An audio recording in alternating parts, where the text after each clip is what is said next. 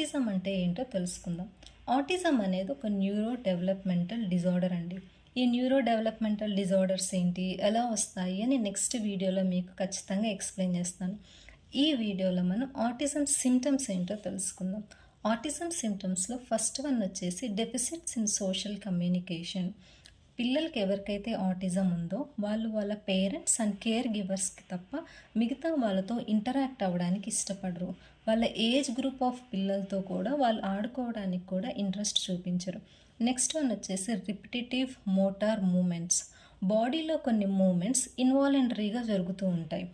Head banging కానీ, hand moments కానీ, leg ఫ్లాపింగ్స్ కానీ, ఇవి రిపిటేటివ్ మోటార్ మూమెంట్స్ అంటాం.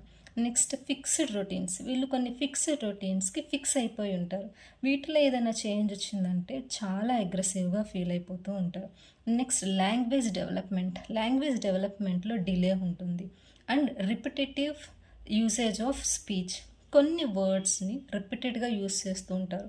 10 times, 20 times, 30 times, 100 times and n number of times ఇలాగా వాళ్ళు అలసిపోయినంతసేపు రిపీటెడ్గా మాట్లాడుతూనే ఉంటారు.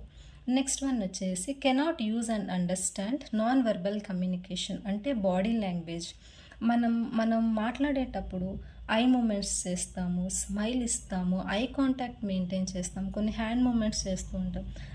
ఇలాంటివి వాళ్ళకి అర్థం కావు and at the same time వాళ్ళు యూజ్ చేయరు కూడా.